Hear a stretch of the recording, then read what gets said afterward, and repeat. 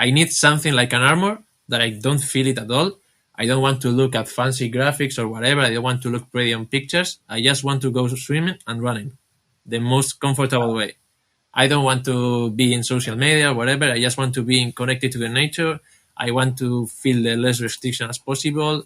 And this is more or less streamlined with all our range.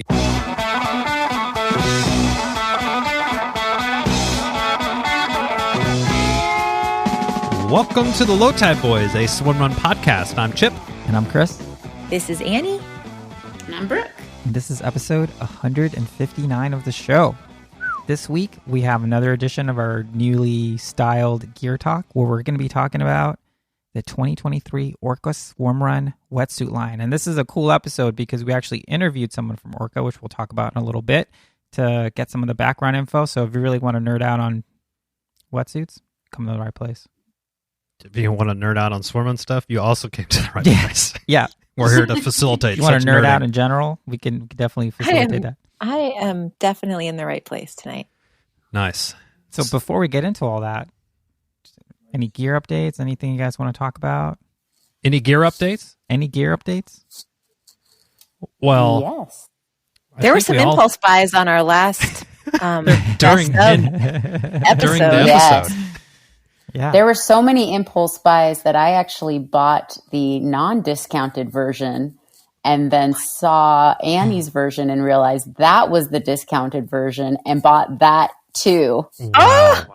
Before I'd even tried the shoes. Whoa. So you're now stockpiling a new shoe without even trying it. I'm stockpiling a new shoe and I might stockpile more if they're at this discount for longer. Yeah, we are talking about the Adidas Terex. What is the Ultra official Speed? name of it? It's called the Ultra Gear. Speed.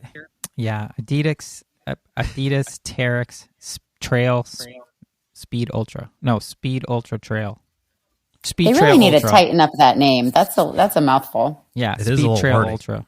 Well, Putting Brooke, all that I out, got right? the shoes as well, as you know, I guess, because you saw them. And I think we're going to devote more time on a Gear It's Talk worthy. LTB's collab, but we're going to talk about these shoes, and I will start off by saying I like them. That's a good enough tease. Yeah, that's good enough tease. And for I a lot will of folks also out there. tease out, we didn't only get the 240s. We got other numbers. So just be ready. Ooh. Be ready, people. Yeah, How many Tripper, other numbers? 6 more numbers. You got Did we 6 all- pairs of shoes? No, No, like 6 more 3 plus numbers. 3. They're 3 digits. So it's like 2 more six pairs. digits total, but only 2 other pairs of shoes. 2 pairs. Wow. Sorry, everybody. So, did we all do an impulse buy on the last Gear Talk of shoes? 50% off is no joke. I mean, I did. It was steeply yeah. discounted. Yeah, for sure. I mean, it's worth the shot for 50% off. But yeah, I'm already flush with that particular shoe. All Yeah, right. but I had previously impulse bought these once I became jealous of everyone else's Arc'teryx 240s. I had to have my own. Did you just say Arc'teryx? Yeah, you said Arc'teryx. Wrong company. Well, that's confusing because it's like a Teryx. A Terex, yeah. Good work. Oh boy. You guys are Wheels spiraling. off. What are we here to talk about? Yeah. Well, we're going to talk about Orca wetsuits, but before that, on our last Gear Talk, we put a call out to the universe, and the universe responded. And the question we put out is, hey, do you have any ideas for gear that doesn't exist yet that should? Let us know. 3 individuals won free pairs of Arc blade paddles. Arc blade paddles. Instead of ranking them, it was just the first 3 people that responded. It just worked out perfect. Large, medium, and small. Boom. Paddles out. But we got a bunch of responses, and I think some of them are definitely worthy for discussion, if not just give them short shrift, because they're pretty amazing. Absolutely, I agree. You guys ready? Ready. Yeah. In no particular order, of course. In no particular order. So Jeremy B had the suggestion of why not make an edible wetsuit or paddles that provide some level of carbs, maybe 90 grams of carbs. So, if you're getting hot, you can just like eat your arm sleeves or something. Poor Jeremy. I have got Jeremy some questions for Jeremy- you. Yeah, on my maybe wavelength. too many. His other Jeremy's idea was on to my have an wavelength. auto inflate pull buoy. So, that one, Ooh, I like that. That's like a rest tube, yeah. but it's a just- one-time Yeah, use. but then there could be a quick deflate function too, like air mattresses, where Like the you reverse like valve. unscrew it and it just like quickly deflates. Yeah. If there could be if you can get it like with a snap of a finger to inflate and deflate and somehow get back into some little utility belt situation, Mhm. I could see that being pretty cool, but It's very Batman. it is very bad.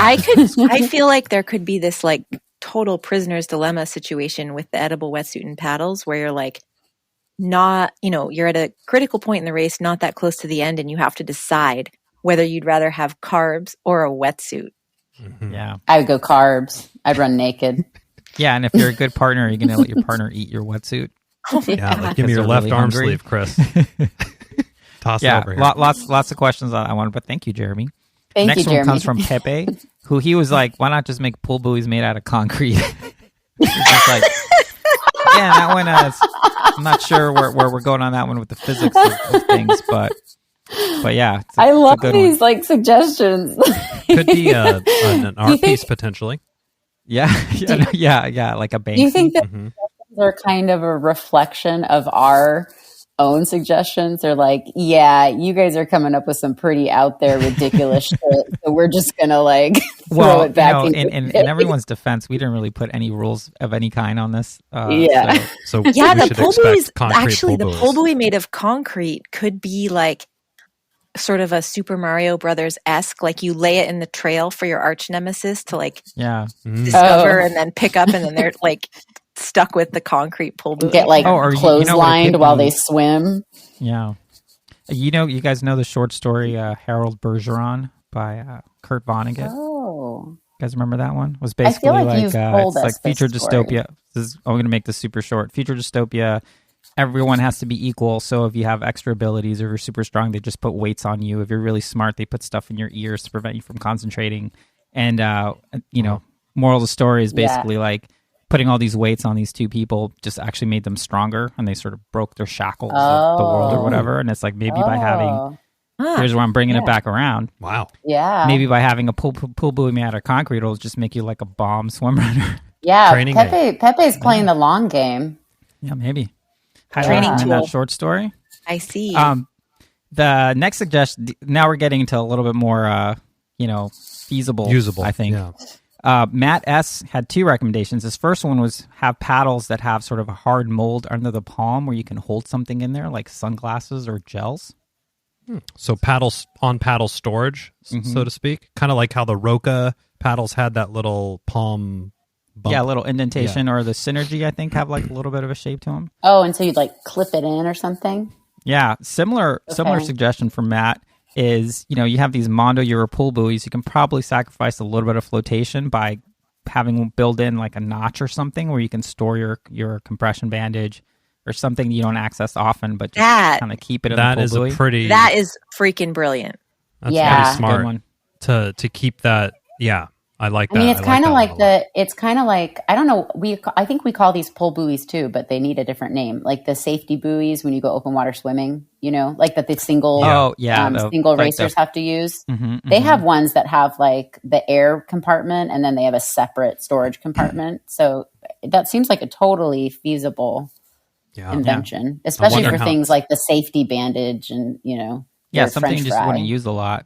Yeah, like I don't think you would want to be loading it down with gels or anything, but the safety bandage, you know where it is. You like crack the egg, crack the pull buoy open. It's like, here it is. I might actually try on sort of one of my less choice pull buoys to MacGyver that.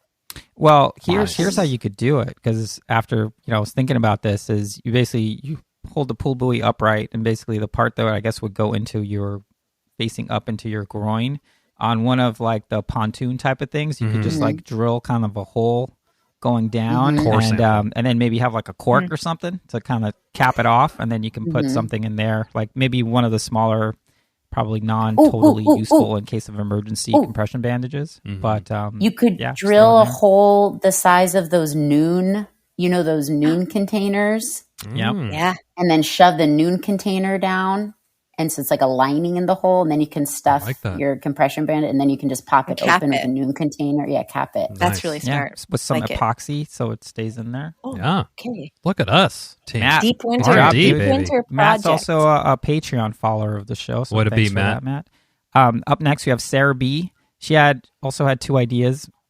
Pretty good. She was like, make goo packets that can double as hand warmers when you're cold. Oh. It's like, I'm sure you can throw I those like things in the microwave. It's probably okay. Or like, the crystals that are in the hand warmers for skiing. Like if you could pop those open and you could eat them, and they'd be like energy crystals. Whilst think you're they're eating a dad's wetsuit. crystals. They also are like chemically activated for our heat, so they're probably not the best thing to ingest. Yeah. Please don't eat your It's like my gut hand is warmers. really warm. Now my ass is really warm. Yeah. So Sarah's second idea, sort of piggybacking on an idea that we actually had on the show when we were talking about having some sort of water hydration thing kind of built into the wetsuit. Her idea was, instead of having that incorporated into the wetsuit, it should be incorporated into something like a kangaroo top. That way it doesn't interact with cabin up and down, which Very smart. definitely seems like a a better That's a evolution good of that call. concept. Yeah, like a kangaroo Absolutely. with a little Pouch. storage where you could slip With a a bladder in, back pouch. basically. Almost Yeah. like You can have it almost too. like Like a those- running vest, basically. Exactly. Yeah, Exactly. it's a good idea. It would have to be a little, okay, like a running vest. Yeah. Oh, good call, Sarah. Yeah, it's a good one. Good innovation, everybody. Yeah, for the most part. See? When mine's Okay, here, melts. Naomi, she's going for the $1 billion idea. Naomi M. She's recommended coming up with VR swim goggles that can have the course map as a sort of topographical overlay Ooh. on your vision. That way, you don't have to worry about sighting or directions or anything. You just kind of Yeah. follow the arrow on your VR goggles. Naomi's living Wow. in the metaverse, I think. Oh gosh, I Wow. feel like that would Metaverse. reduce my swim run enjoyment, because then you can't see the nature. I mean, That's yeah. a good point. But that That's would running be, for, into that would be innovative, though. for a particular athlete, for sure. That would be Yeah. for a particular They athlete. do have And- the swim goggles that kind of give you a heads up, HUD heads up display, and it tells you your pace per Your yardage. per yard and how much you Yeah. can run and everything. So that's not a very far off, I think, invention, really. yeah, Or, I mean, that could be very possible. It's true. It's true. nice. If anyone's used those goggles, hit us up. Let us know how they are. I don't know what brand they are in I think particular. they're Form something. That sounds familiar. But they there's a little display kind of on the goggle. Yeah, so you I'd don't just have be to curious. flip turn or not flip turn to look at the clock. Yeah, To, like, it's just check like your real time splits. pacing, which is I Yeah. think it would make me too dizzy. Like during it would like it'd go be I'd cross-eyed be or bugging out. something? Yeah, I'd be all cross-eyed during the swim. yeah, not good.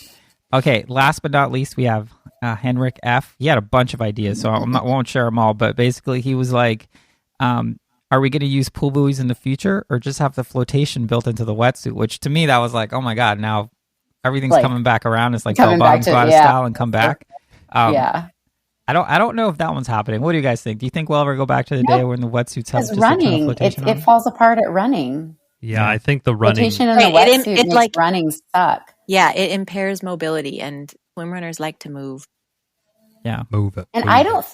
think the pull buoy on the back or your thigh mount or whatever, I personally do the back mount. I don't notice it when I run. It's like a non-issue. Yeah, Whereas like running with extra flotation in your legs, which is where that flotation needs to be for swimming, is an issue. it's true. yeah. I will say the side mount or the leg mount on the pull buoy, at least in my experience, is noticeable. That is noticeable and an Yeah. annoyance, Yeah, for sure. It is annoying. severe Agreed. annoyance for me at least. His other idea, I mean, again, he had several, but got to get on to the main event here. He was like, can we finally have the Swimrun shoe of the future? Something that has zero absorbent, No, Absorption. no Absorbency? absorbent materials. zero Absorption. absorbent materials, awesome drainage, without letting any sand get in. So it's kind of like the Goldilocks shoe. He wants the Yeah. Goldilocks shoe, which I'm with. I'm here for it. I say, Trifecta. Hendrik, maybe wait for one of our future Gear Talk episodes that you might have heard us just tease earlier. You never know. Maybe Yeah, the shoe of the future is now. It's true. I'll Here. have to test Is it the in some shoe sand. is the shoe of the sail? Right. So that was everybody. Thank you to everyone who gave us her feedback. There was a couple others, but Congrats to Not the only winners as thank well. you Show for must go giving on. us your feedback, but thank you for listening to that entire episode. That was the most surprising part, that they made it all the way to minute Yeah. whatever. Yeah, through all of our People were quick. It was Thursday. huh. It was shows come out on Thursday. It was pretty quick. The people were like, I was boom, impressed. here's my idea. I was impressed. Nice.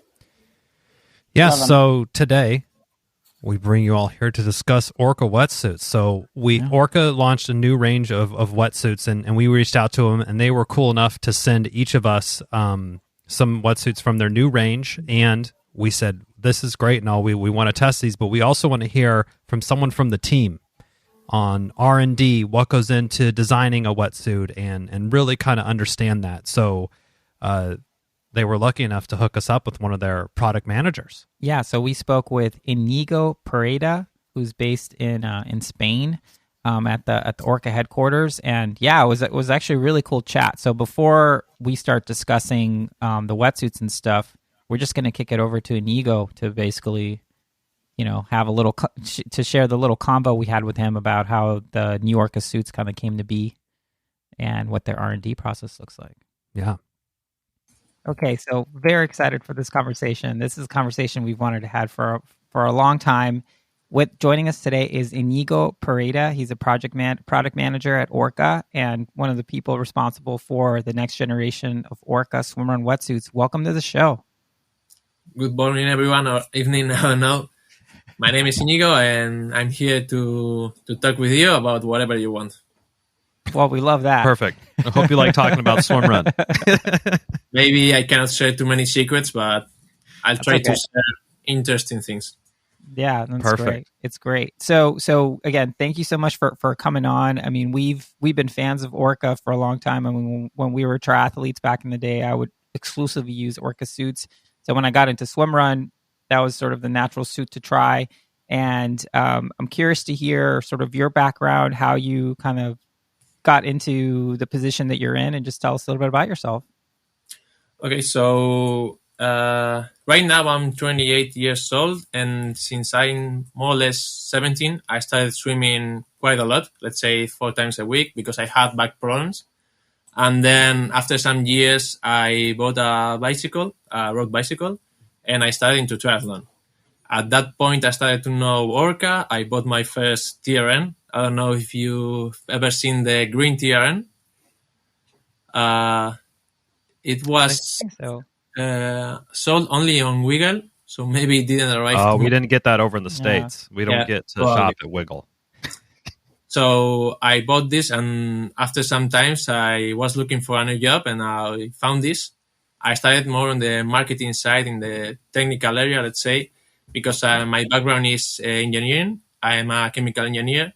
So my expertise is more or less focused on materials, elastic properties, thermal properties, longevity of the wetsuit, which is something crucial for us. As we know, neoprene is not the cleanest material of all time. So our point of view is, let's make it last as long as possible. So that's more or less my background and what I'm working on right now. Nice. Love it. That's cool. I love the jump from Chris and I are kind of marketers as well, so to see someone make the jump over to the product side is very interesting. But yeah, let's go down that sort of environmental piece a little bit that you touched on earlier. Yeah, I mean, obviously, yeah, like you said, neoprene is sort of I guess kind of a harmful to create it for the environment. But I like the aspect of making it very high quality so that you're not having to replace your suit every year or two. It'll last you a couple seasons. Is there anything in particular that you all are sort of doing to make sure your suits are a little stronger, I guess? Yeah, from the marketing point of view, in worst case scenario where you get your suit too old to be used anymore, we have launched some campaigns for upcycling, making new stuff with the old wetsuit and so on.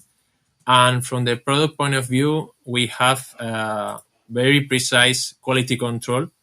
So we have our suppliers, they have nightmares with us because our specifications are quite hard, and that makes us sometimes develop slowly, but we want to take serious steps We don't want to make new products that break very easily.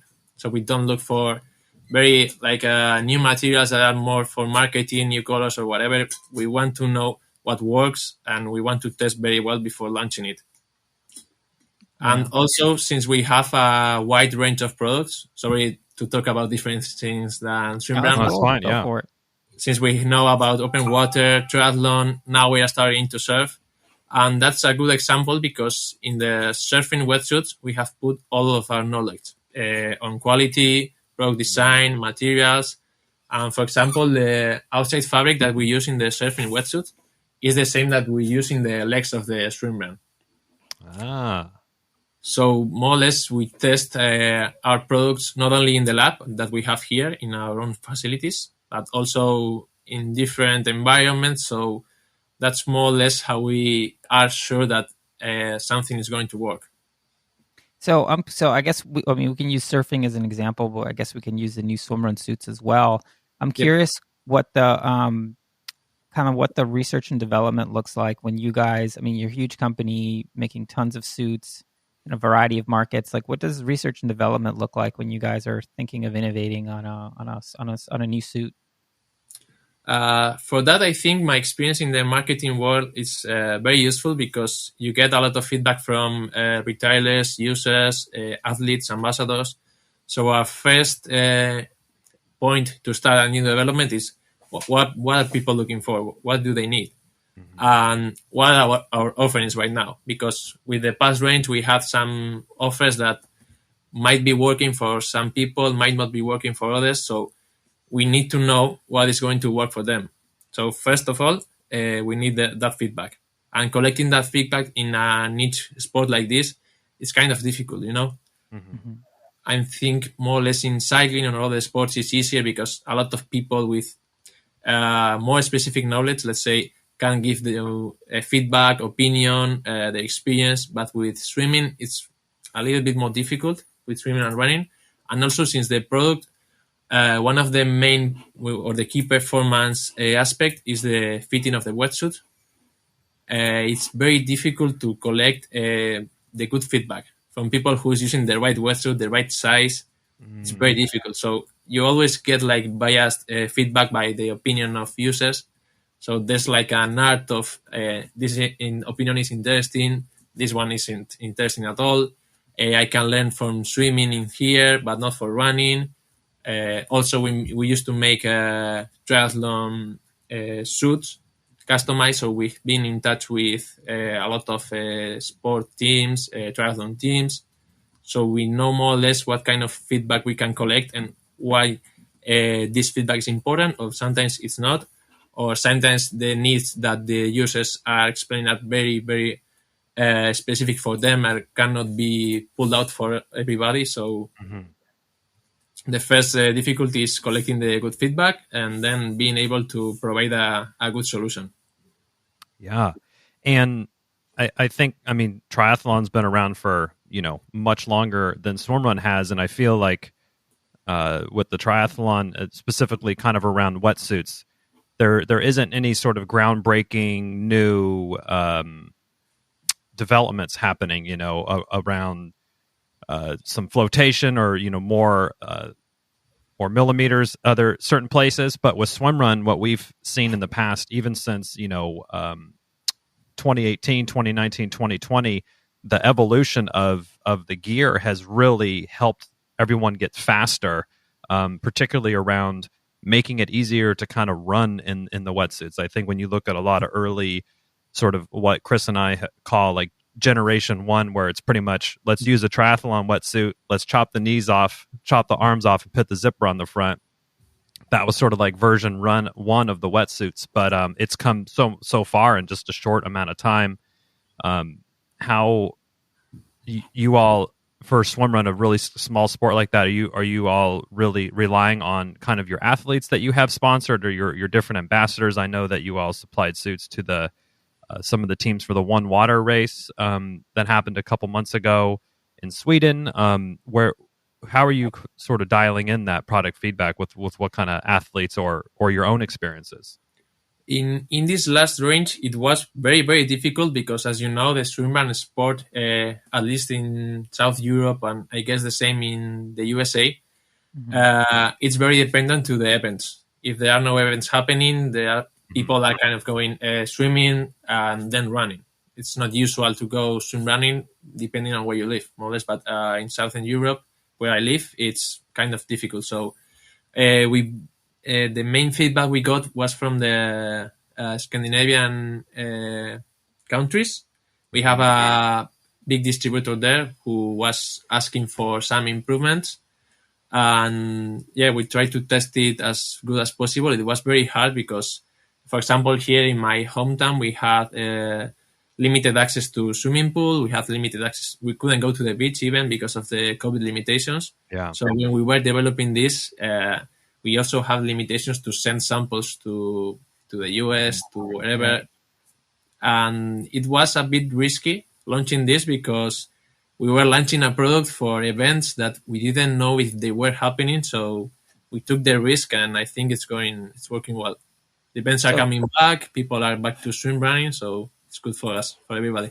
And Iñigo, I'm curious what does that time frame look like? Like from coming up with the design to testing to production to marketing and release. Like how long is that time? Is that like a year? Is it 2 years? How long does it take to get through that whole thing? If you more or less, if you have clear what kind of materials you're going to use and where you are going to develop this, I think it should take this range about 1.5 years from 2 years, more or less. It could have been faster if there wasn't a pandemic in the middle, but yeah, Sure. that slows things down. yeah. Gotcha. And then when you, I mean, because I'm just really curious. I mean, obviously there's other companies that are basically doing the same thing, trying to innovate in swimrun suits and things like that. When you look at a sport like swimrun, that, as Chipper mentioned, that has gone through this sort of technological evolution that's happened really quickly, how do you feel that Orca is, or what do you think Orca is doing to try to stay sort of on the cutting edge of these movements? I think it's more or less the same that it's happening with other sports. We don't want you to think of Orca as something that's going to make me look pretty, but you have to feel like you're not wearing it. Like, I need something like an armor that I don't feel it at all. I don't want to look at fancy graphics or whatever. I don't want to look pretty on pictures. I just want to go swimming and running the most comfortable way. I don't want to be in social media or whatever. I just want to be connected to the nature. I want to feel the less restriction as possible. And this is more or less streamlined with all our range in surfing and run. Triathlon, open water. All our designs are going in that direction. Yeah, that makes a lot of sense. I mean, you sort of want your suit to be what Chris and I are like. It's a non-issue, right? You don't have to worry about it being in the way. But if it's the wrong match for you or it doesn't work out, it could make your day that much longer and not as fun. Which we're all for having fun during swim runs. So a good suit definitely helps with that. Your team was kind enough to send Chris and I a couple suits over to try along with the Gear Talk ladies, Annie and Brooke. So we're excited to get these and try them out a little bit. But the one that I got was the Veneer Flex. Am I saying it correctly? So that's your kind of entry level model, which I was just taking a look at it before. Very, very solid looking suit for a nice entry level suit. I have what I think, how do you sort of piece together sort of an entry level suit? What are you trying to focus on there and not on your, maybe your higher end, more racy kind of sporty suits for the entry level people that, hey, I'm doing 1 or 2 swim runs a year. I don't want to spend $500-$600. What are you looking as a product developer to make sure that these people have for kind of your first or your only swimrun wetsuit? They're going the entry level route. I think in here it's very important for the user that it's something easy to put on and easy to put off. So we add some more fabric that's not present in the high-end wetsuits. I don't know if you have checked the 3 models, but in the Banner Flex, the underarm panel has fabric on the side. So it's easier to put on. And as you know, the first time you put on a wetsuit, it's quite easy, a swimming wetsuit, quite easy to rip it off with the nails. And in swimrun wetsuits, this should only be happening in this area because the legs are short and very easy to put on. So we want the experience to be as easy and pleasant as possible. We don't want people to be breaking their wetsuits.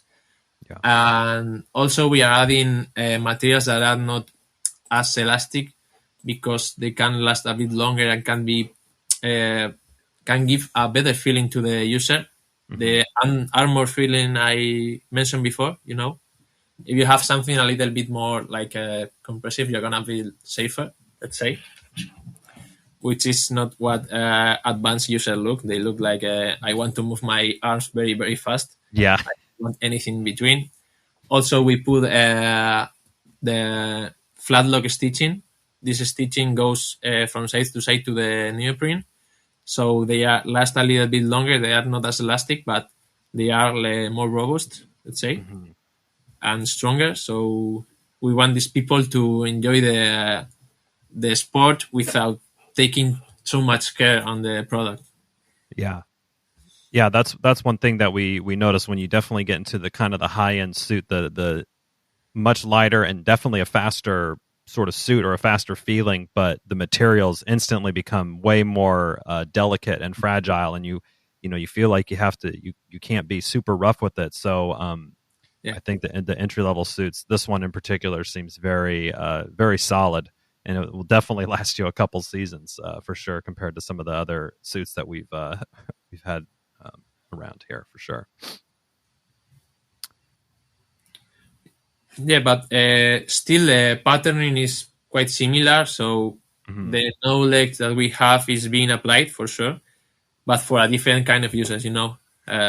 We don't want them to be taking too much care on putting enough and on, then cleaning it just after finishing. Okay, it's going to last for long, for sure. Yeah. Now, I noticed the sort of the legs or the run part of the suit, the bottom half is, I think it's a non-smooth neoprene. Is that the technical, or is that what it's called, I guess?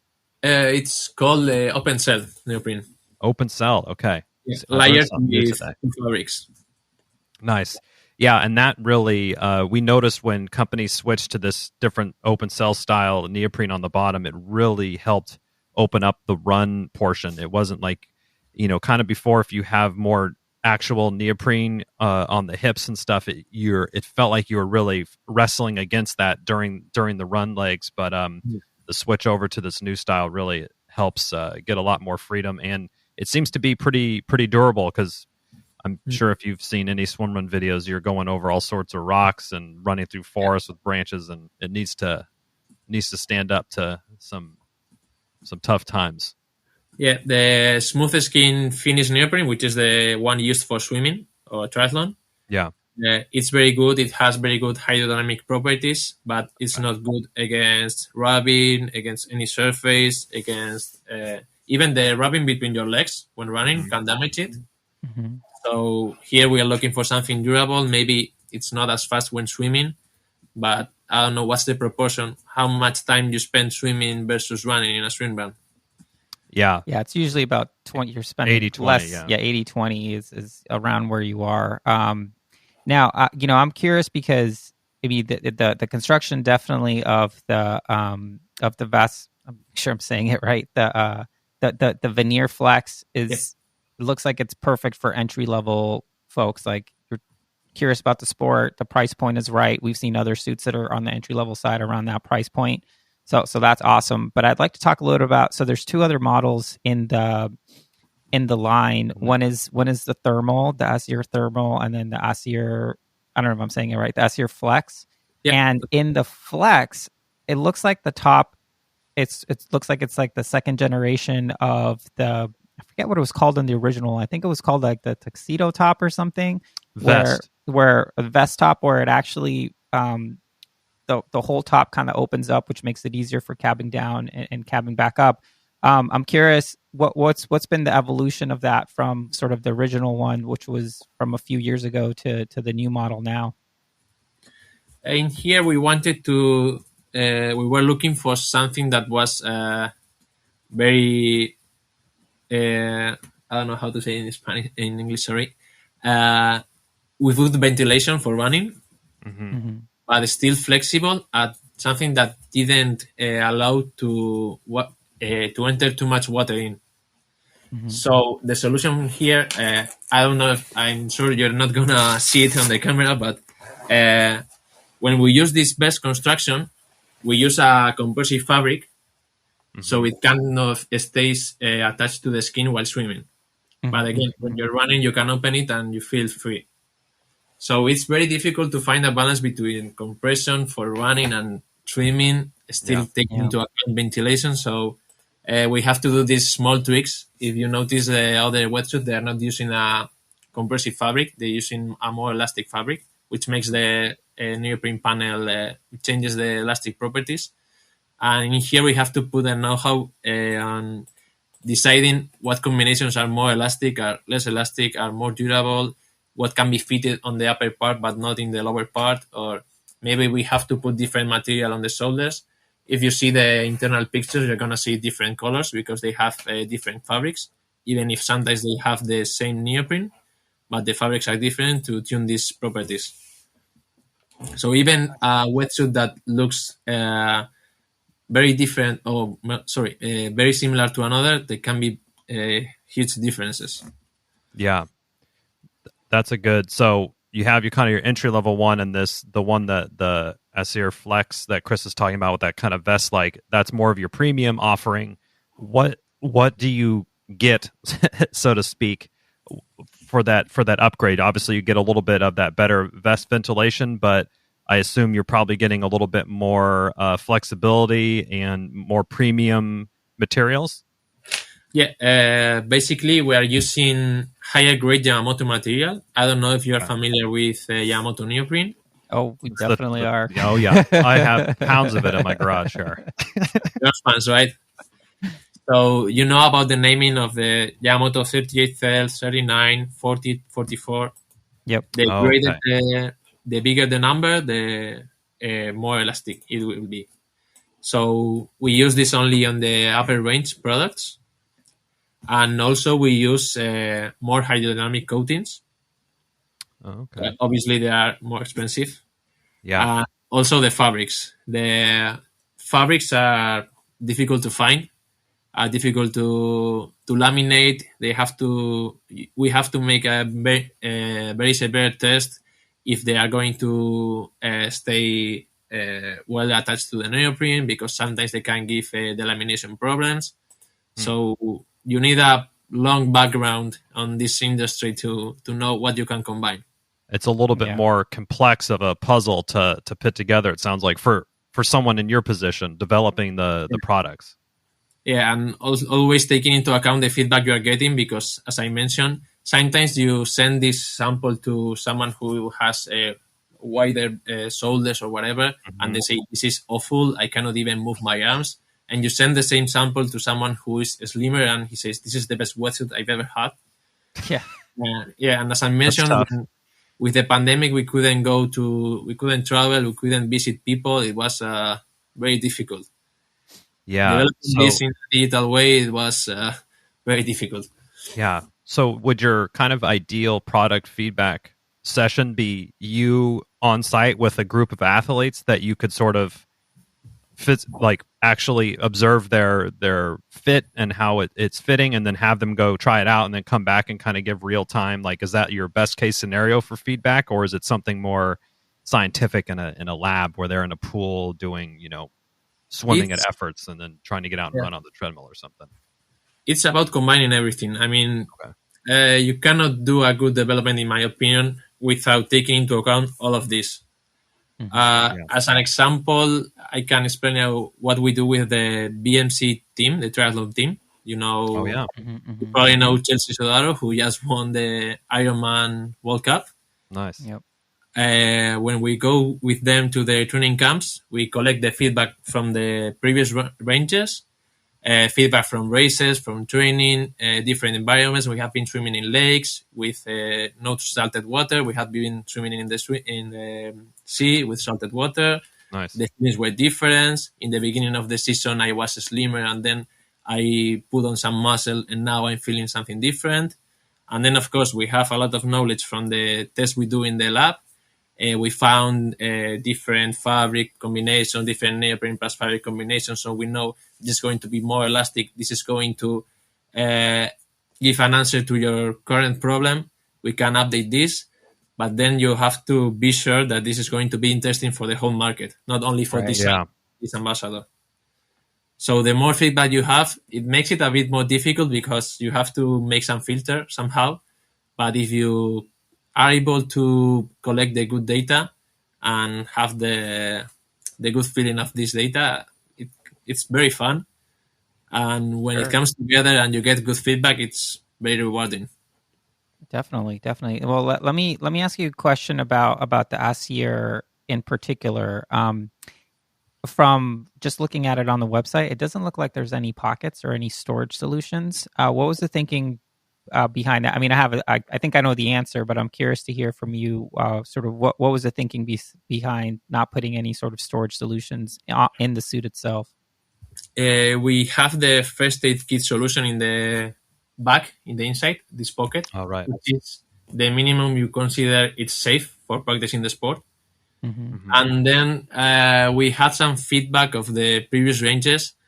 Adding pockets is not so good for the over elasticity of the wetsuit because you have to add more seams, we have to add more material, something that's going to rub against your skin. And on this matter, we thought that this is going to make you feel restricted while doing the sport. This is something that's going to be between you and the nature and the sea or the trails or whatever. So we wanted to make them feel as light as possible. Gotcha. And then I also see you all have it as well. You have a kind of a thermal, like a top as well that has pockets. And that's been a really popular trend that we've seen the past couple of years. It just is the easiest sort of addition to make your wetsuit.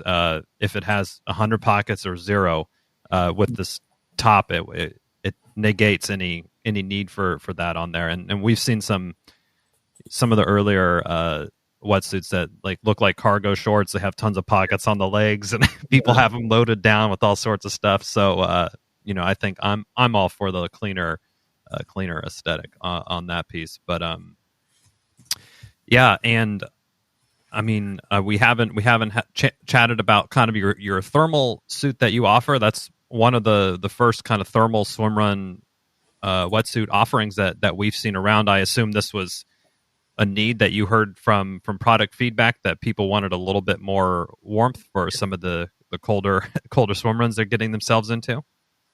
Yeah, we have some crazy people on Sweden and Finland. We're aware. We know all those crazy people. They're really crazy. I have chat with them, and the feedback they gave me was at first was like shocking. You are swimming with a Swimrun wetsuit in 11 degrees. I don't know the translation to Fahrenheit, but that's very cold. low. Yeah, it's cold. Yeah. They were like, we do that in summer. In winter, it's even worse. It was okay. So there's something we can offer you. We can add this, but still feel like it's an Orca wetsuit. We can give you some more thickness. We can find elastic lining that still has good thermal properties. But this is the maximum we can offer you, so you feel nature is with you. Is it so to get more thermal properties? Is it different materials that actually have that, or is it you're just going thicker on the neoprene? We do both strategies, and also unfortunately we have to get rid of the best construction because that allows some more water coming in the wetsuit. Yep. So we go for a regular front zip. And we add a thermal lining. Thermal linings are like, I don't know how to explain this properly, less dense than a regular fabric, so they can trap air in there. And as you know, air is an insulator, the best insulator. It's the same as in double-layered windows, that you have a layer of air inside. It's that principle. Wow. and it has to be very well fitted, so there's no too much water coming in there. So this is what we're looking for. Gotcha. Yeah, I'm sure there's people that are probably singing the praises when they hop in the 11C water for sure. Yeah, and fit's such an important piece. I mean, I don't know of a sport. I mean, certainly triathlon. Yes, you are sort of maybe running from the end of your swim to your transition one, but that may be, let's just say a quarter mile at the longest. But swim run, you're always unzipping in and out, up and down, and there's so much opportunity for the suit to rub on you and in different ways than you ever imagined. So it's the fit piece is really, really important to get down for sure. And I see that Orca has kind of not just your small, medium, large, but there's some in between kind of sizes to really dial that in on the men's side for sure, at least. Yeah. Fit is very, very important. It's very difficult to have a wetsuit that feels comfortable but still doesn't allow water coming in the wetsuit. So in there, our expertise on the patterning is crucial. The how and where the seams are positioned is very, very difficult to define. It takes a lot of practice. It takes I don't know how many samples we can do from the first prototype to the final production version, but maybe we can go up to 10 samples for each size. Okay. It's a lot. You have to move 1 centimeter, but you move this seam 1 centimeter up, this one has to go down and it's going to wrap there. So you have to cover it, but then you cannot do this because the material won't last for long. The seam is not resistant enough. It's very difficult. And are you able to do any of this sort of modeling on a computer, or is it all has to be like physically the product to see how it changes between these different seam movements? We have some projects to digitalize, let's say, these designs. Okay. But it's difficult because in the end you have to test it. As I mentioned, you have to fit the same wetsuit for, I don't know, maybe 10 different kind of bodies. If you check the size chart, you are fitting people who are maybe one guy is 10 centimeters taller than the other one. So there's no computer that can do it correctly. So you just need testing. Gotcha. So I mean, so these new suits, they're essentially were released this season. How's it been going? How's the feedback been? For now, I think it's been good. In the past, we had tighter wetsuits. So I don't know if you have tried previous wetsuits. They were fitted a bit for, let's say, more athletic people. I don't know how to explain it in English. Yeah, we just say more European people. European sizing. More European sizing. And then we try to make it easier to compare with our other ranges because we have most of the feedback we get is from swimming and triathlon. So our expertise is more focused there. So the easier it is to switch from a swimming wetsuit to this wetsuit. It's better for everybody. Mm-hmm. And nice. That's great. And what do you think is sort of next in the evolution of the Swimrun? I guess specifically, the Swimrun line. What's on the horizon if it isn't classified? Now it's difficult because I'm not sure if in the whole world the events are finally back. Mm-hmm. If the events are going to be the same as in previous times, or people are doing swimrun in different environments, more of an adventure rather than a competition. Mm-hmm. So if we check that the market is looking for something to go on adventure, I don't know, I'm going on holidays to visit an island, I want to do something with the wetsuit for the whole day. Maybe we have to go and explore different options for the bunny range, wetsuit that lasts for longer or need less care. Or maybe people are crazy in the gym, running in the treadmill, and they want to go very, very fast and swimming in the pool, and they want to compete. And we have to invest more in the icy range. We'll have to check. We cannot tell anything yet until we have this full feedback. Fair enough. Those sound like generally good directions, I would say. Thank you very much. You have the low tide boy stamp of approval. I don't know what that means, but you have it. I don't know if it means much. This is more of a personal question, Inigo. Have you tried Swimrun? Have you gone out there and put the suit on and jumped in the water and then gone running? I not in races, but I have done it in my free time. Of course, when Nice. I tried the wetsuits, not the first samples, because when we got the first prototypes, we had restrictions. I couldn't go to the beach. I could only try them in the swimming pool. Wow. Mhm. And yeah, people were looking at me like, "What are you doing?" Yeah. Hey, we get those looks all the time. That's Yeah. that's a rite of passage for swim runners. Is people look Yeah. at you like you're crazy. You're not Awesome. alone, guys. Yeah. And do you still do triathlon and active endurance stuff? It seems like a lot of people at Orca are also athletes as well, which is kind of cool. You're working on something that people are more likely passionate about than. Yeah, we are athletes, amateurs, whatever you want to call it. Yeah. I've done this year a couple of half Ironmans, 70.3s, Mhm, well, mhm. and some sprint triathlons. I used to race some aquathlons, which is similar to swimrun, Yeah. All right. but now they are not so popular here in the Basque Country where I live. So I didn't have the chance to race this year, but I'm really looking forward for next year. Awesome. Well, there is a swim run that's pretty close to you. Well, relatively close to you. Swimrun Costa Brava, which is I'd recommend it. It's on our list of races to do at some point. Yeah, it's on my list also, but the list is only getting bigger every year. Yeah. Yeah. Yeah. Well, Iñigo, just want to thank you so much for taking the time and sharing with us sort of your experience and knowledge about Orca wetsuits. I mean, we're super stoked. I mean, the more big brands that come into the sport, the better. And the innovation is really just pushing everyone forward, which is just makes it better for the athletes to have a great experience. So thank you for everything that you're doing, and really appreciate you taking the time to chat with us.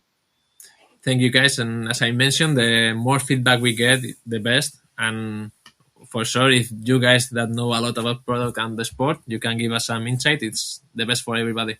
Okay. Be Yeah, careful. well, We got careful your what you email ask address. We have your email address. Okay, I will look forward to checking my email every morning. All right. Well, Perfect. thank you so much. yeah. Really appreciate you taking the time. Thanks again. You're welcome. See ya. Thank you, guys. So that was pretty interesting. I mean, I love nerding out on all of the wetsuit stuff, especially the R&D. I was kind of surprised, just to kick it off, just that it takes like 2 years. It seemed pretty long. Yeah, I don't think a global pandemic helped Yeah. that timeline by any stretch of the imagination. But yeah, there is quite the roadmap and timeline needed. I appreciated what he shared about kind of, and I think it's unique to swimrun, not unique to swimrun, but there are other sports that aren't as defined by the events that happen for them. Like, I don't know. Am I right about that? I don't know. It just got me thinking. Yeah, I know. I appreciated that comment too. I I mean, I'll say people that are personally- going out and doing like a triathlon either. They're That's a like good training point. for those things separately. Yeah. Mm-hmm. What were you going to say, Annie? Oh, I was just going to say, we've just touched on that development period takes longer if there's a pandemic in the middle. And then also remembering that in sort of the deepest point of the pandemic, swimrun at times felt really far away. And there weren't those events. And I know this isn't about the Orca wetsuit, but the people of swimrun make swimrun. Am I getting too meta too fast? No, it's perfect. Okay. Fantastic. Hold it for the end, Annie. You have this on your bingo card. Fill it out now. Annie going meta. Yeah, or like the drinking game. If you're playing a drinking game, it's time. Your talk drinking game. Yeah, and we didn't confirm, but we did hear tell that Orca at least consulted with some top tier swim runners around on this new range of suits, and I think when you look at the sort of changes that they made from the core, the RS1 core that Chris has, that suit's 5-6 years old now, to their new sort of entry level. How long have we been doing swimrun? Is it not? Well, Yeah, it is. It's like 4 years Yeah. Okay. 4 years old. Well, No, that was it's close. like 7 years old. A couple Brooke of has years? one that's 7 years old. It's like a decade. Yeah.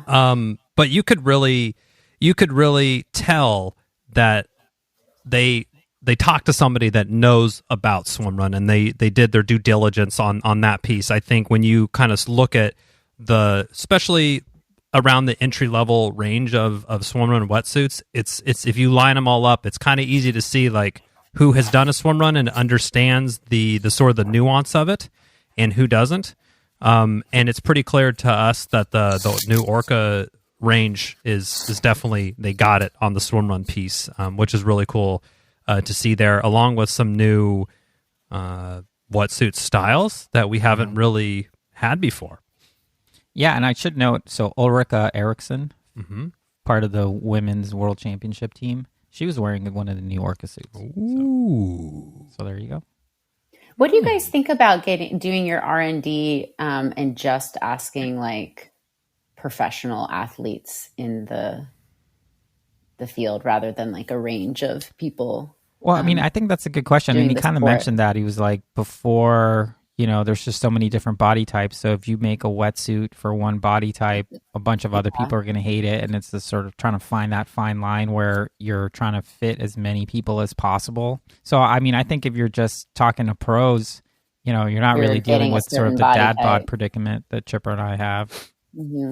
Yeah, and to the point earlier about kind of the on-piece storage and how a lot of suits now are going lighter and faster. Well, that's the pointy end that's sort of dragging that out there, right? And so there are more suits that are more racy kind of feeling for sure, and then there are ones that are more, I guess, Comfort. neutral, or Mm-hmm. I don't know the best way to sort of phrase it, but Or like more Yeah, to have less- a comfortable, enjoyable race, More versus casual. a more fast more of a race. more of a relaxed, Relaxed fit. relaxed. Instead of a Well, and slim fit. he kind of like was going into that when you guys were talking about future directions, and he's like, "Well, I kind of see what the future direction of the sport is because, he's like, what if it's just for people going on adventures and like maybe they're going on long adventures, multi-day adventures? What does that swim run wetsuit look like?" So I thought that was really a great answer. He was just like, Yeah. let's see what the sport does, and then that dictates design.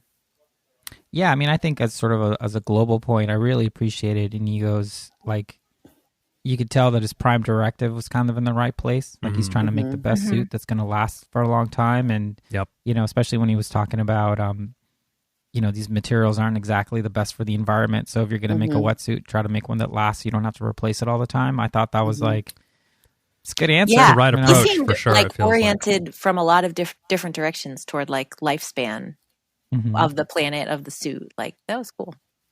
Yeah. Yeah, it does seem that wetsuit manufacturers in general are sort of getting more of that, or feeling more of that pull of the environmental concern for that, of like, hey, we don't need a new wetsuit every year in some new color just so you could make an extra couple bucks. Like, let's make one that's a little bit sturdier and Right. has a better lifespan on it. I mean, I think like the counterpoint to that is, ARC is sort of updating their wetsuits all the time, but it's not like they're keeping a ton of inventory, right? So I think it's a small run, Yeah. relatively speaking, I'm sure, compared to Orca or Head or whatever, some of these bigger brands, which I guess allows them to innovate some more. But yeah, I mean, but I still love the idea of like, let's not waste if we don't have to. Mm-hmm. But I mean, they kind of have like a symbiotic relationship. Then Arc has the capacity to kind of design and test and push the edge a little bit, and then Orca can pick up some of the design elements that have worked, like the runner's bottom, and come out with a line every 3-4 years that utilizes that. So they can work together. You definitely need both to sort of like push the sport forward and the evolution, especially on the gear front. On that, you need sort of the cutting edge folks that are always looking to push it for sure. Yeah. As well. But Let's talk about this wetsuit. Let's do it. Yeah. Cool. So we got a couple of the entry level ones, and The Veneer Flex. the Veneer Flex, and then there was who got the thermal. I did. Annie got the thermal. Okay, Ooh. all right. So why don't we talk about the Veneer Flex, and then we'll move on to the thermal, because that's actually the one I'm most interested about, because that's the one that seems most as like I mean, I guess you could say the Orno X is Arc's version of the thermal. But Ooh, we'll talk more about that. I would say this Yes. suit is unique to the market. I love it. I love it. Ooh, Okay, so good tease. before we get to that, Brooke, what did you think of the new Orca? As someone who's had Orca suits and used Orca suits for a long time, curious to hear what you think. Yeah. So I used their Orca core for the first, I don't know, like 3 years of swim running. And I have to say, I only tried this suit a couple times because we got it in October ish, and the waters were getting pretty chilly up here. But I used it in really cold water for a swim run, and so that was interesting to kind of parse out. But I loved it. It felt, I'll have to say, it doesn't feel as sleek as like the Arc Corp does, which is their entry level suit. But you know, Iñigo was like, we're not trying to make you look good. Like, you need to be able to swim, to feel like it's a second skin, and it has to be durable. So I don't think they quite hit the mark on the second skin vibe as much as, like, say, the Arc Corp does, but it definitely feels durable. Like, it feels like it could withstand some real abrasions. We have a lot of like rocky beach entrances here on Whidbey, and like barnacles, and, you know, great as you're swimming into the shore. So I felt like this suit, I wasn't afraid of cabbing down. I wasn't afraid of it getting scratched by branches or rocks. Like, it feels pretty solid. Is my let me ask you, Chipper. So when we're talking about entry level suits, we're talking the Synergy Swimrun Wetsuit. We're talking this one. We're talking the Corp. I don't remember the name of the head entry level one. We're talking. Is it just the Boost, not the I think Pro? it might be the Boost. Just the My Boost or just whatever. The My Boost. And then the Blue 70. Blue 70 Alliance wetsuit. Like, that's who we're comparing here. We've tried all those suits except the head suit. What's kind of you like? Where would you put this one? And I use this. I tested this out on when we did our Austin Shakeout swim run the day before. So we had a nice long swim and some running going on there. I was really impressed with the suit. For the price that it gives, I'm going to echo everything that Brooke said, especially around the durability piece. I mean, the hand feel and the sort of the sturdiness and the construction on the seam and the way the suit is assembled, you can tell this suit is going to last you several seasons. You don't have to worry about, is this gonna last? It comes with arm warmers. I didn't have any issues with chafing or anything like that on the swim or the run piece. A really welcome change was that more running forward bottom that they have on it now compared to the original core suit. So they clearly applied a ton of research and development and learnings from their first generation and really made a very, very solid offering for an entry-level suit. I would certainly recommend this one right up at the top with probably the Arc Corp. Yeah, and I think, like, to your point, Chip and Chris, how you like kind of laid out the line there, I believe this one and the Arc Corp and the Synergy are the only ones that utilize that running bottom of the entry level. Well, I think the Synergy, it just uses thinner neoprene, but it does have a non-smooth kind of in the back, and it has like shiny but it's all stuff in one the front. piece on the front. So like it's one whole sheet of neoprene on the front. So it's just these two that use the kind of runner. What did they call it? Open cell. What do you call it? Open cell. Yeah, open cell neoprene or neoprene. Non-smooth. Yeah. And this like kind of an articulated panel at the hip versus one sheet on the front. Which I definitely feel that plays positively for sort of hip mobility and everything and freedom when you're running, is having those. I mean, it looks like they sewed two different things together. So that's the quote unquote the look, I guess, of the running plus or the running. I also think it's interesting. So from the generation before this suit was there like a cargo short ones within the front, like that, the material at the bottom there, I think was trying really hard to be like Arc. It was non-wetsuit. It was just kind of like some sort of like clothy type stuff.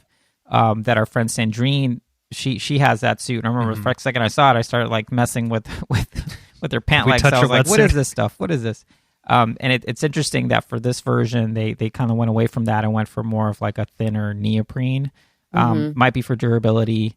Might also be because they realized you don't need to have cargo short swim runs. Yeah. Or swim run wetsuits. So ditch it. Have a material that you don't need to sew anything onto, maybe. Yeah. And overall, I think they just simplified the suit. And again, that's where we're seeing the big trend is how can we just reduce everything on the suit? We don't need a million pockets. We don't need a million zippers. Or does it have any store pockets? your joints or your whistles? It does. It has a back pocket with a side zipper. It's Mondo. You could fit like an iPad. It's huge. Yeah. Wow. Like accessible from the outside. Yes. Yeah.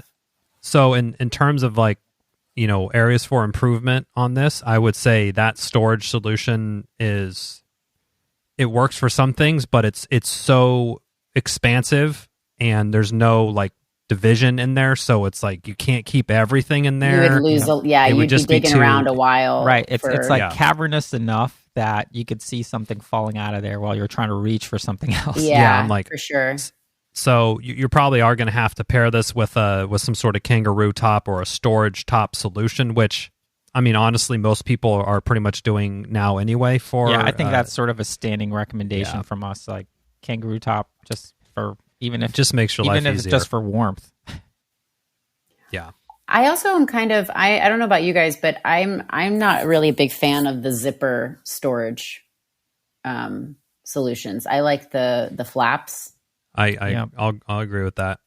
In the back, I feel like zipper's just another, I don't know, finicky thing to mess around with. Yeah, and with water, it's just I mean, it's just another area where you could have some sort of malfunction, and I think you want to minimize that. So the flap helps. If you just have one zipper to mess with, it's probably good. I mean, if that malfunctions, you're gonna have a very interesting race if your front zipper malfunctions. But if your back one malfunctions, then it's like, what are you gonna do with all the shit you had in there? Yeah. Yeah.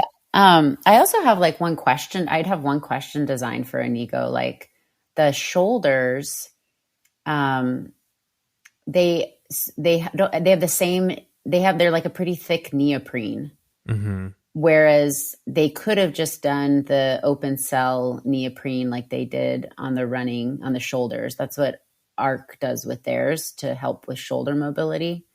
Because that's another area, runners, you like to have your hips mobile. Swimmers like to have their shoulders mobile, So I was wondering why they chose to kind of put that, the green shoulder panel across the top when it could have just been Chipper, what's underneath. What do you think?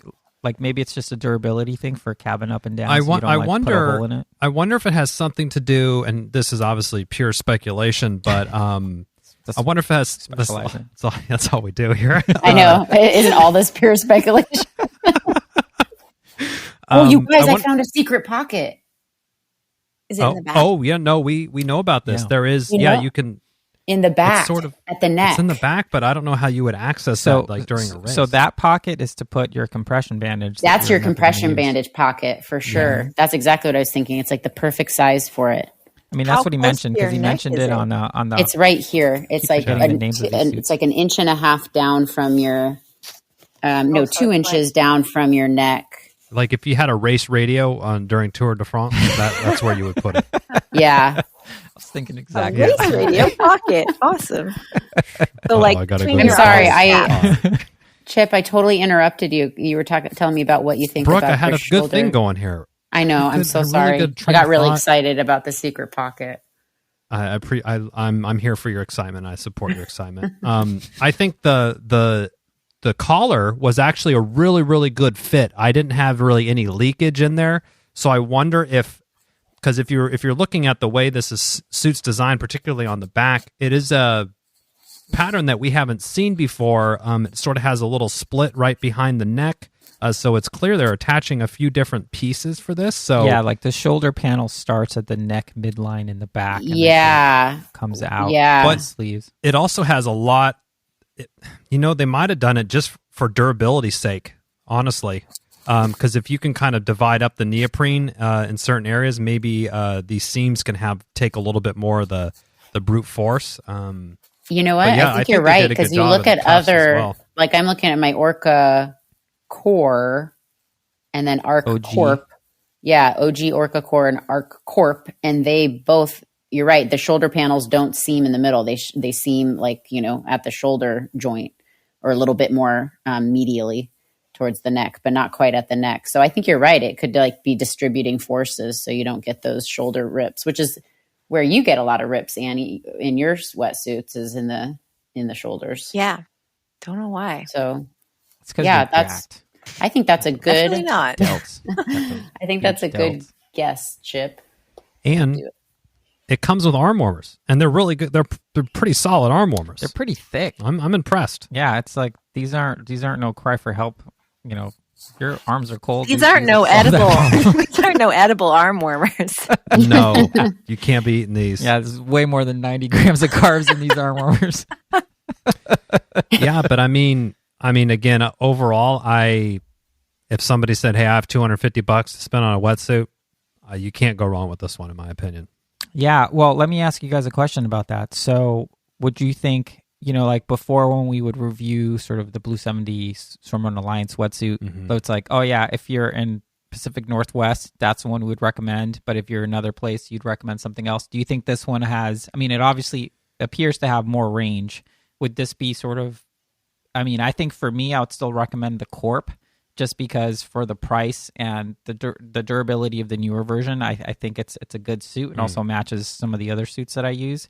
But yeah, I definitely would not kick this suit out of bed for eating crackers. And I think that in sort of so for me, it would be like Corp 1 and then this one. Okay. Just based on the Yeah, tech too. I would say they're both right up there. You can't go wrong with either of those suits. That's a fair assessment. I would say, like, for me personally, so I like to use the Corp as my training suit, like I said. And remember, I was like, so nice to have a nice training suit. But not to say that I'm not a little freaked out about ripping it apart on some of the trails here and some of the scrambles that we have. And you'll see, Chris, when you do some Deception Pass swim runs. But with this suit, with the Orca veneer, I would feel, I don't know, it just feels like it can be put through some shit and it's going to be okay. Tanky. Yeah, but it's still like feels good. It still feels good when I run, feels good when I swim. So it's not like, that kind of hefty, but I just feel more confident in it and I'm not going to rip it apart. So I think this might be my new training wetsuit and adventure wetsuit, I think that's a great, I'm going to channel Annie a little bit. I think the fact that you would have confidence in a suit is definitely something positive, because there's so many things happening in a swim run. If you don't have to worry, if you're not like worrying about like putting a hole in your suit, that just frees you up to have a better experience and just be more in the moment and that counts for something. Getting that flow, baby. But yeah, maybe it's a certain type of race, where you are doing some more that, like you guys did the North Carolina one, where there are like some rock scrambles and sitting on your butt, and I think this suit might be more appropriate for something like that than something more delicate like a Corp. Yeah, or something more high use, like you're just getting a lot of use out of it, maybe for a practice suit or a second suit as well. To go back to your question, I think this suit would be a strong application in every race in the United States that we have. If it's 80 degrees air temperature, I think any suit's going to give you any neoprene is going to give you a problem there. But it capped down very smoothly. I pretty much only have really positive things to say about the veneer. That was actually one thing I loved that Iñigo shared, where he was like, we want you to be able to get in and out of your wetsuit. And there's a lot to be said for that. I hadn't thought about that with such a simple approach, but it's like, yeah, that is a serious barrier to having a good day if getting in and out of your wetsuit is anxiety producing and difficult. Oh yeah, it's drag. And I don't think I mentioned this, but I could cab myself down in this suit. That's legendary. That's good. Which I can never do. Like Annie always has to pull off my wetsuit. And Like, I live after a hours race. away. Yeah, so she has to drive down and cab me down. It's really logistically not comfortable. But yeah, I could do it on my own. So I think that, that might have something to do with the shoulder construction or what you were saying in your. We're gonna have to follow up with be. the Iñigo and ask him Yeah, more about the shoulders. Follow-up questions. So, any sort of final thoughts on the Veneer Flex? No, are we assigning pull buoy? Wait. Oh, Brooke's got a thought. Let's save the pull buoys to the end because. How do you guys feel about? So I'm just looking now. I'm not comparing between brands, but within the brand of Orca, they got rid of the whistle, little whistle zipper. I think that's fine. I think that's fine. Yeah. Whistles are a dime a dozen. I mean, I'm bummed they got rid of the joint pocket with the. I feel excited. Yeah, they got rid of the joint pocket, which was a good move. But I get excited when my suit has a whistle attached to it. Well, here's what I think: you can get a whistle, literally a dime a dozen, and Yeah, likely get that excitement anytime you want. You could put it on all your shirts, Brooke. but I bet it's going to be touted as a feature if it's on your wetsuit, and it's probably going to result in some kind of significant upcharge more than a dime a dozen. Yeah, or they're Probably. covering. So I am something totally else. happy to dangle my own whistle on my own zipper, but I'm frugal. I don't know. Yeah. So I think before we talk about the Essier thermal, Iñigo did talk. We did talk to him about the Essier Flex, which is sort of their high end. This is the $549 version wetsuit, which has 0 pockets, has an update to that little tuxedo Vest-like construction. Vest-like construction. What a which, mystery! The jury's still out. I mean, when we tried that with Marcus's suit, that was just a complete failure. Yeah, it definitely was a head scratcher, but we didn't unfortunately get this one to test out, but just kind of browsing their marketing site, it looks like they have tried to fix some of the issues of that a little bit. But it is still just a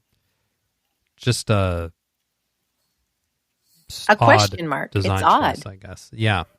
Yeah, it doesn't open all the way up like the original version of that. And I think Iñigo had some good responses to it, like what they were trying to do with it. But yeah, I mean, I think another feature of the suit that's interesting has like literally 0 pockets except for that internal. You're the domestique, and you just get water bottles for every 1 pocket. I think they're probably pointing at that's their raciest suit that they have, and people are going to have their own stuff anyway. I'm actually totally fine with them keeping the pocket off.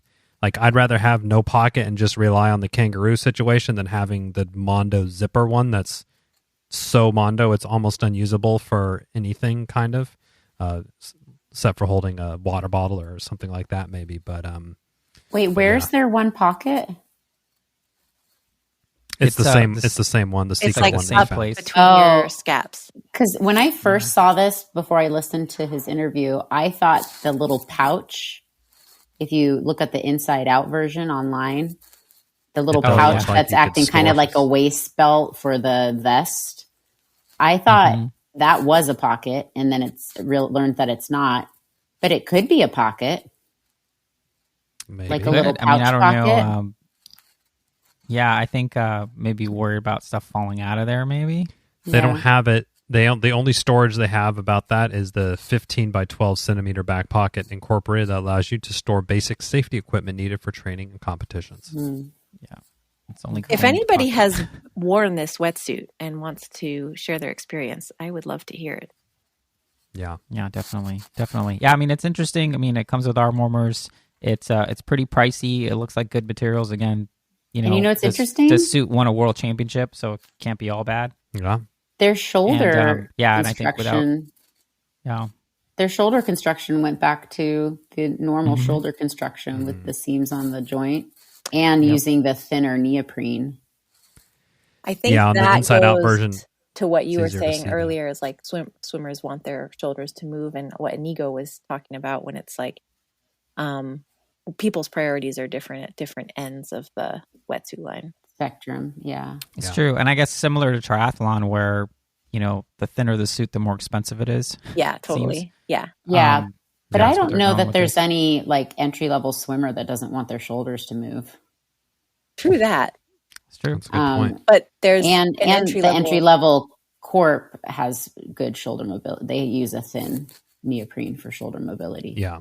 So it doesn't just have to be, I think, in the higher The veneer was upper lens. How they're was more the- angling for the tank. Did you guys? So Brooke, you started by saying you didn't feel like it had a second skin fit. Can you guys talk Yeah. a little bit about how you felt the fit was? Yeah, I thought the fit was. I didn't have any You liked the fit. issues with it, and in particular, like sometimes you can get kind of that wet diaper situation or a loose material in the front or something. I didn't have any experience Like a little pooch. with that. Yeah, no front. And I or didn't back either. I want to make it pooches or clear. I didn't. pouches. It wasn't like that. I didn't have that experience either. It fit really well. Yeah, and I ordered the size based off their online sizing chart. I think I was a 7. We will say, and this is a still a standing critique. Orca doesn't have equality between men's sizes and women's sizes. They have 2 or 3 more men's sizes, and not the same for the women. They have 4 more men's sizes. Their men's sizes. They have Ouch. 9 men's sizes and 5 women's sizes. Jeez. Yeah, that's So I'm That's totally the area with of them on- opportunity for Orca for sure. But I'm wondering if Yeah. it comes from just like from by who's buying their wetsuits. Yeah, I I'm mean, it's, sure that's- it's also they would kind of tell us. representative of the sport in general. I mean, Yeah. sport is about like 60% male. Well, So but there just- might That's be some only- issues dialing in the perfect fit if you're a lady. And I would say it's sort of the World Series, sort of the longer stuff. I think if the we really shorter want to stuff is a dive little bit deep more- here, that could be a chicken or the egg issue that it would be Mhm, yeah. 50-50 Yeah. if women could find wetsuits that fit them appropriately. Totally. Yeah. That is a very valid point. Very valid. Well, anyway, let's talk about this thermal suit because that Yeah. one is the one I thought was the most interesting and the one that We're looked not, to be like the most sort of unique offering. yeah, we haven't. I've never seen any other swimmer wetsuits that have been at least marketed as thermal. We do know the Orno X is a warmer Warm. offering that ARC has, but they don't brand it or market it as a thermal wetsuit. Mhm. So, Yeah. Annie, So I got to Fantastic. test the thermal wetsuit and I used the size chart on the Orca site. So I had a women's small per that size chart. And this thing has got a lot of neoprene at the core. It is Oh. warm. And I'll reiterate what I said earlier. It's unique in the market. It is nowhere near the Orno X when it comes to how warm it is. The Orno X is, I kind of feel like the Orno X is just an all conditions suit. And this one has 4 millimeters at the core panels, 4 millimeters of neoprene, plus the sort of like fuzzy teddy bear type of thermal Oh. lining. It's actually, it's Mhm, not, mhm. but it's similar to what you'd find like inside a surf suit. It's not that super plush fuzzy teddy bear, but it is this kind of like Mhm. softer brushed interior that has more thermal properties as well. So the core panels, that's front and back, they're burly. And then the bottoms, this was kind of where I had some questions about how the functionality would be running, but the bottoms are the run forward bottom design where there's like the smooth skin the smooth skin neoprene on the core panels, and then from the hips down it's the open cell neoprene. And it's like on the Run Plus bottoms, for example, on the Orno X Arc wetsuit, I think it's 1 millimeter. Would you guys agree? Or even Yeah. less, Yeah. like if that's possible. And it's thin. what's that? It's thin. Super thin. Yeah. Yeah. And this one is either 2 or 2.5. The specs are not on the website that I could find, but the Run bottoms on this suit are either 2 or 2.5 millimeters thick, which feels really thick compared to the Orno X and the other Arc suits with the Run bottoms. But it was a joy to run in. I was super pleasantly surprised. Like, it's very well designed, and they were flexible, and I felt like I could have been wearing like compression shorts, running shorts. I tested this on a couple swim runs when the weather was like high 40. It was actually days where the air temperature was similar to the water temperature. So like high 40s air temperature, high 40s water temperature. And Good on you. I had to test my thermal wetsuit. And I felt like... I'm glad you got the wetsuit. Yeah, I know. I had the right I'm glad we didn't have to do that. I didn't get cold. I mean, I got cold in the spots that didn't have a wetsuit on them. Like, my feet got really cold. And my face got kind of cold. Exactly. But it comes with arm sleeves, and the whole thing kept me quite warm. My longest swim was maybe like 750.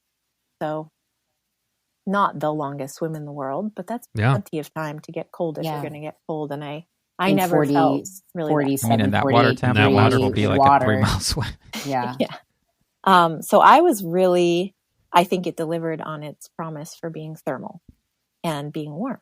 And it's still mobile. And still mobile. And actually the thinnest neoprene on the whole suit, is this true? No, the shoulders are the same thickness as the bottoms, but the shoulders are a different grade, I guess, of the neoprene, and they're super flexible. So like I was very happy with the shoulder mobility. The main issue that I had with it, the only issue that I had with it, was fit, unfortunately. And I think that's due to what we just discussed about just having, they have not calibrated their female size range to really reflect all the shapes and sizes that bodies come in. And so for me, I followed the size chart.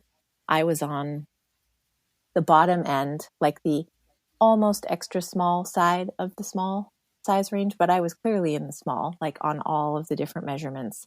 And I felt like there was definitely some extra room in this suit, and that I could have been even warmer because I did feel the presence of water flushing, like especially kind of at the neck and in that little pooch area that you guys are talking about, sort of the lower abdominal area, which has made it that much more impressive that I didn't get very cold, because there was definitely some water coming into my suit. And I did one test. I always kind of like to test with zero lube just to see where the chafe points are. And I didn't have any chafe points, except my neck got brutalized by this suit. And I think that was also because there was just room for more shoulders than I actually had in the suit, or it was like for someone with a slightly longer torso, and the neck came up pretty high on my neck.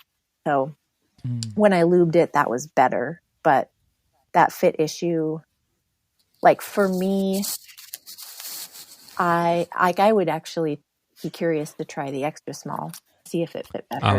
Annie, I was going to ask if you size down, how would do you feel like it would it be like a glove?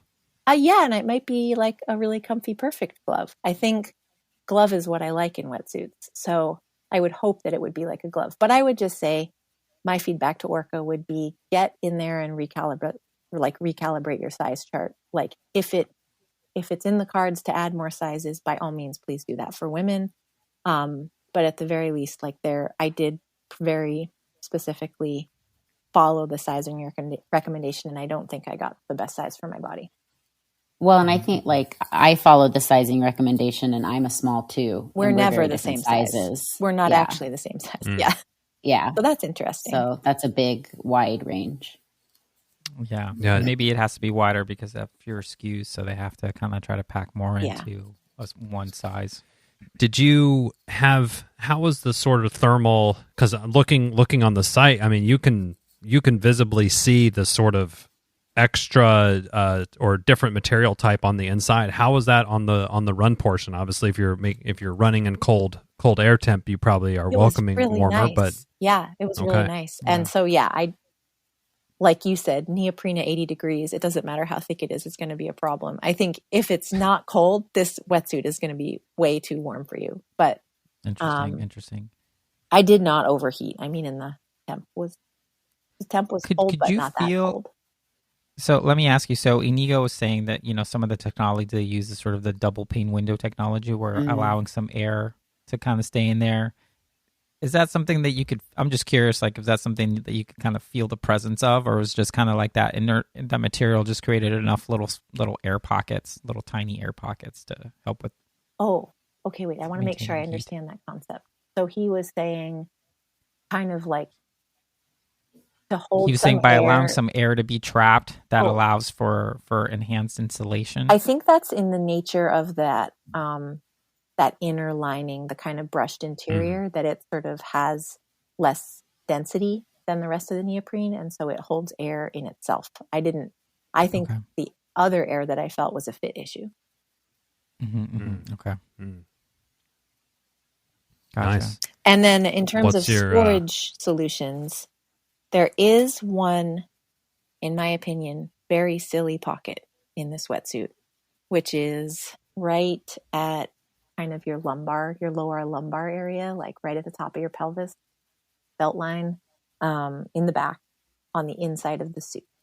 So On the inside? On the inside? and it has Like a lower back tattoo? Yep, Tramp Yeah. stamp? exactly. Tramp stamp pocket? Yep, it has a Oh, yeah. tramp stamp pocket, and it's like, unless you have some really crazy like upper body mobility of the hand, wrist, and shoulder, Yeah. like you couldn't get anything out of the pocket if you were wearing it. Does it So- have that along with the safety pocket? Like, is that supposed to be the No, safety that bandage is pocket? the safety bandage pocket. Oh, okay. Yeah, Well, maybe Is it- that's is it why, sealed because you're in not any way, really or is it- accessing that until you're in trouble. maybe. Right, but what if you cab down? Is it high enough that if you fully cab down, it's just going to pop out? Possibly, because it does not. I mean, I don't know. It's got like the flap method of Oh, it's got a being little closed, flap. sort of Okay. an I envelope. wonder why they would put that one on all the other ones. They put it up between the shoulder blades, I have no and idea. on that one they put it down. It's a weird choice, but Follow-up questions for Iñigo. It sounds like About to get like a an email definite design decision. Like Yeah. they wouldn't have done that, So there's probably maybe an answer. I don't know. I can't off the top of my head come up with a hypothetical theory. Were the Chip, arm do you warmers have an idea? also treated with thermal sort of lining?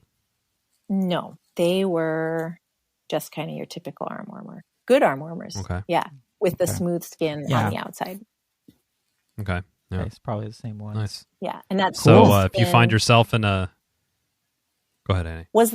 was your guys's the Acer, the entry level suit, did they have smooth skin on the arm warmers, or were they the open cell Yeah, it was smooth skin. smooth skin? Yeah, it was okay. More durable, for sure. Yeah. Yeah. And for an arm warmer, I think it's a good application of it. Yeah, Totally. for But sure. yeah, I really appreciate that now in the world there exists the thermal swimrun wetsuit. Mm-hmm. So this is Yeah. a legitimate thermal offering Yep. on a swimrun wetsuit. It's like new addition to the swimrun universe. Nice.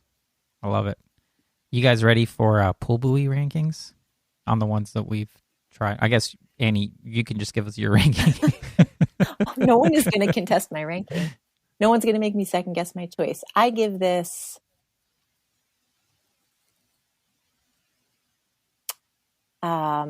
we can't subdivide to a quarter. I give this 4 pull buoys. Okay. I give it 4 pull buoys. The main issue being just how important a good fit is and how difficult that is in the Orca line or their women's line. Yeah. Yeah. Would it have been a Fair 5 if you had gotten the extra small and it fit like is that the only issue? That's a good question. Sounds like the storage Yeah, could be... although or if you're I going think with the that vest, it doesn't matter. for what the suit is meant for. I mean, it's a higher end suit. It's $500. No. I think it falls into that category of like, if you're getting this suit, you have another storage solution that's dialed for you that you're going to be using. If you're wearing a thermal suit, you're probably going to want another layer underneath. Like likely you're going to have a kangaroo type of top. So I think actually, though I don't understand why the pocket is there, I don't think it's a huge issue. Nothing that would make me dock a pull buoy. So yeah, Brooke, I think if the sizing had permitted me to use the size chart as designed and get the fit that was right for me, I might give it 5. Wow. Oh, It's good. I Okay. will just put it out there. Orca does have a neoprene swimrun top, so like a thermal So you could get even warmer in this thing. top. So you could get even warmer. I'm getting if you hot needed. just thinking about it. Yeah. I'm sweating already. I'm sweating right now. I'm turning off my Cooking. fire right now. I'm cooking. Great. And then we don't have a.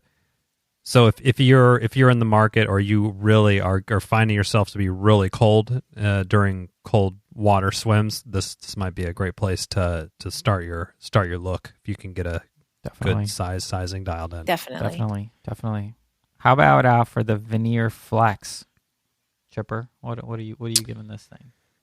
Yeah, I mean, I've been pretty positive on this suit. I'm gonna throw 4.5 stars its way, 4.5 pull buoys rather. Very solid, very solid. The only real drawbacks I will say is that the storage it would almost be more useful if it was a little smaller, honestly.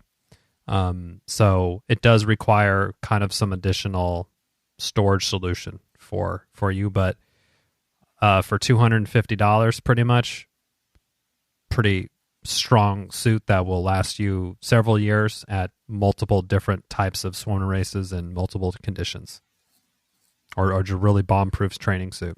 And it comes with arm warmers. I'm so You're so stuck Yeah, on that. if a suit isn't coming with arm warmers, if you're a company that's selling a suit without arm warmers, get on that. Minus because points. it's ridiculous. minus pull buoys. And actually, I know he said that they didn't try to make a cool looking suit. I actually kind of like it. Yeah. I think it looks pretty cool. They have some cool matrixy green detailing on the shoulders and the back. You know what? I think thought it looked like, you know, that video game Frogger, and Yeah. you got to jump across the logs.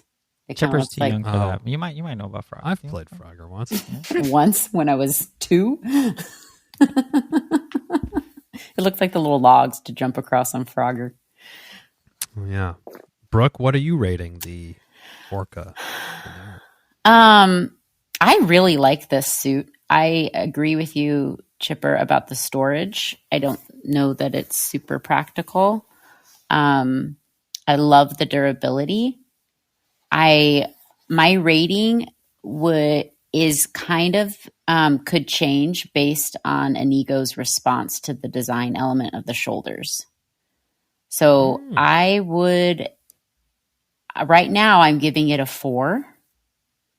But if he says just because I haven't used this suit for a while, so I don't, my guess is that it's really durable. And if Iñigo says, well, we designed those shoulders to kind of disperse the forces at the seams in the shoulder area to make Iñigo it more. confirms your physics theory, Wow. are you saying? You're Yeah. going to increase your Yeah, rating? because that means it's really Iñigo, if durable. you're listening, you can just ignore it. No, my point being, because I can't attest to its durability after 2 uses. Sure. Sure. If that's what they're going for and it's true, like he's done the engineering because he's an engineer. Except and for it's you're the true. one who's going to figure out if it's true or not, because you're the user. Well, yeah, but that's what I'm saying. Well, yeah, not if Iñigo says that. That's not all based on. But if that's like true, if what he designed is true because it's durable, then I give it a 4.5. Only docking a half pull buoy for the pocket. Okay, so let me just try to restate that for our listeners. So you're giving it a 4 unless you can get confirmation that the shoulder construction was specifically designed for durability, From the product manager. and Yes. then you're going to give it a 4.5. Did I get that? Yes, summary I'll give it a I think four that and a sounds half. right. Because I like my shoulders to be really mobile. So the thicker neoprene is a slight constriction to that mobility. Gotcha. But in the Alright. face of durability, I'm all for it. Yeah. Okay. I'm going to give a ranking without any contingencies of any kind. Please do. And I'm going to give it 4.5 pull buoys like Chipper. I think it's for this category. I mean, I'm not comparing it to the VIG. I'm not comparing it to the Orno X. Comparing it to the Corp. I think between those two, those are at this point my favorite sort of entry level workhorse suits. And I think yeah, if the storage was a little bit better, if the material was a little bit thinner in the legs, even, I'd put it right up there with the Corp. But it's just a one rung down from the Corp, and for that reason. But that's what that's my buoys. point. Okay, never mind. Yeah. Okay. So We did it. Did we do it? We did I it. think we did. So we ran through some very interesting suits from Orca's new range, but Orca.com. Check them out. yeah, they have a bunch of swimrun accessories as well. They have a few interesting arm warmers with like fin looking things on them that has me very curious. Also, this thermal top has curious. So You know what has me curious? The waterproof tote bag. That's $119. I'm really That's curious. waterproof. Really curious. Like, Whoa. how big is it? Why is it so Wait, expensive? does It's it have waterproof. Does it work? does it have a mesh panel? I don't know. I don't know anything. Oh, I think I got that for free Oh. with my They have wetsuit. it. I think that comes for No. free. It doesn't. I Oh, mean, really? I think I it don't comes know. for free. Let's see. Does this sound like the thing? With your purchase of the Acier thermal wetsuit, you will get a waterproof mesh backpack as a gift. Perfect for carrying your wetsuit. and Oh, the swimming. mesh That's the backpack mesh is backpack. $30. That's Oh, $30. it's Yeah, mesh 30. backpack Okay. is $30. It's not 100. Waterproof This is a tote bag. tote bag. $119. What? Yeah, it's like what you take to the grocery store to get the veg and stuff. You know, Yeah. Whoa. Oh, but farmers market. So or it has something. an But you open guys- top? I think For it the has a rain to zipper. come It's in? kind of hard to tell from the photos. Wow. But it has two compartments, so you can easily That's store your things fascinating. and keep separate things, keep wet things separate from dry things. Yeah. So I guess that does the trick, but it looks very interesting. But yeah, and you guys, can I just say they have the shin floats, but Uh-oh. they They still have 'em. appropriately call them calf guards. So they're So they're not for trying to sell them protection. as floats. They're trying to sell them as protection. So at least they are marketing them accurately. That's if you get your shins bashed up on the regular, check out some shin guards. yeah. Calf guards. Those should be shin Calf guards. because Or- it's on their shin. It's on the wrong body part. But yes, they call it calf guards. Okay. And They even have a little padding on them. Well, you don't really guard your calf. You would guard your shin. Yeah. Okay. But it's just a name thing. Naming convention.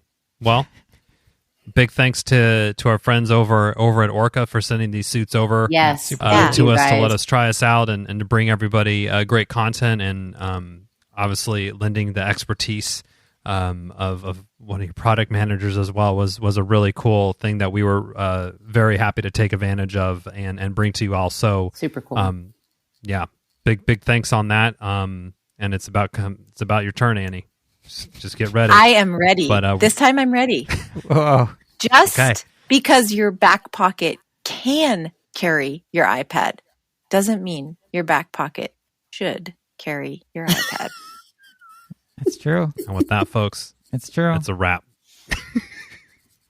It's true. Well, that's it for this week's episode. Thanks so much for listening to the show. Make sure to subscribe wherever you listen to podcasts and leave a review, since that's the best way to help other people discover the show and the sport of swim run. Sign up for a newsletter at lowtideboys.com. That's boys with a Z. And check out our meme page at the Low Tide Boys on Instagram. If you have any suggestions for the show or questions for us, send us a DM or an email at lowtideboys@gmail.com.